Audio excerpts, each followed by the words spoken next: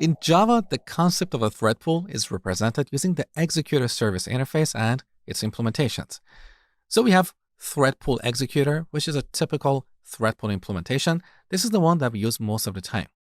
We also have scheduled thread pool executor. With this, we can schedule tasks to run after a delay or periodically. For example, we can schedule a task to run 5 hours from now or every 2 hours. We also have fork join pool. This is a special type of pool that is designed to recursively split a task into smaller tasks and then combine the results of each subtask to produce the overall result. It's like a divide and conquer algorithm.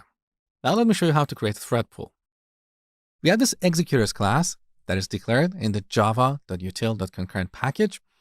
This class has a bunch of static factory methods for creating an executor service. So with these methods, we can create an instance of these implementations. Now, why shouldn't we create a new instance of thread pool executor directly? We can definitely do that, but it's a little bit difficult. Let me show you. So if we type new thread pool executor, take a look. This constructor has a bunch of parameters like core pool size, maximum pool size, keep alive time, and so on. So creating an executor explicitly is a little bit difficult. That is why we use the factory methods on the executors class. So here we can call new single thread executor. This returns an executor with a single thread, not something that we use that often. We also have new fixed thread pool. This will create a thread pool with a given number of worker threads. So that would be an instance of the thread pool executor class. We also have new scheduled thread pool. This will return an instance of the scheduled thread pool executor. Okay, so let's call new fixed thread pool with 2 worker threads. Now we'll store the result in a variable called executor. Now look at the type of this variable. That is executor service. So we're dealing with an interface here.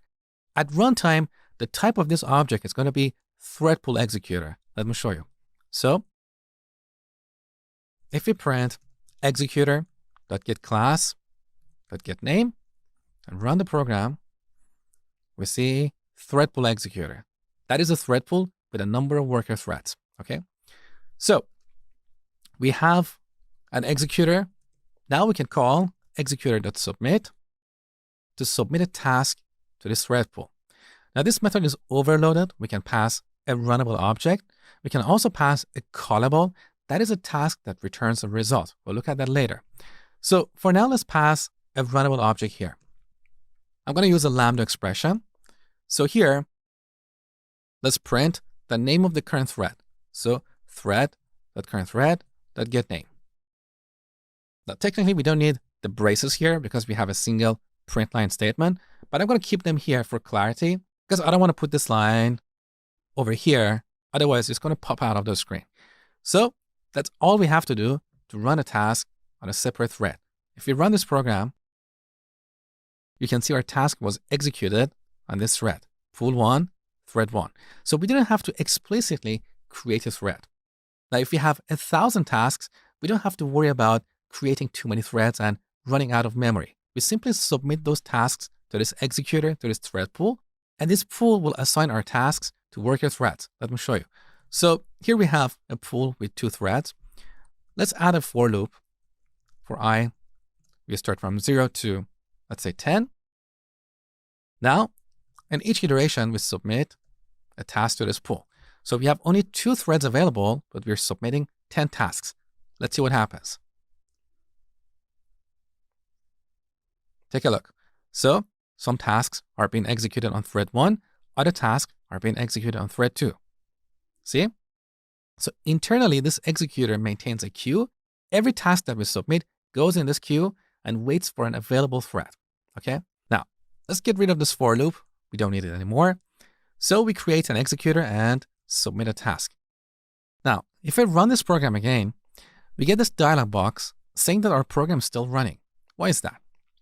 Because when we start an executor and submit a task, the executor thinks there might be more tasks coming in the future. So it's not going to terminate. It's going to stay in the memory waiting for new tasks. So we have to explicitly shut down an executor to terminate our program. And to do that, we call executor.shutdown. We also have shutdown now. The difference is that the shutdown method doesn't stop the current tasks, so it will wait for the completion of those tasks, but it's not going to accept any new tasks. In contrast, if we call shutdown now, this will force the existing tasks to stop, okay? So let's call the shutdown method. Now we run the program. We'll get this dialog box because we didn't shut down our executor previously. So let's rerun this program. All right, our program shut down. So if I run it again, we don't get that warning, okay? Now, what if something goes wrong over here? Or you might have some code, and this code throws an exception. With that, we're not going to be able to shut down an executor properly. So as a best practice, we should run this inside a try finite block. So I'm going to add a try block here. In the try block, we submit our task. And in the finite block, we shut down the executor. With this, we'll make sure that no matter what, we always shut down an executor and release it from the memory. So this is the benefit of using the executor framework. We don't have to worry about thread manipulation anymore.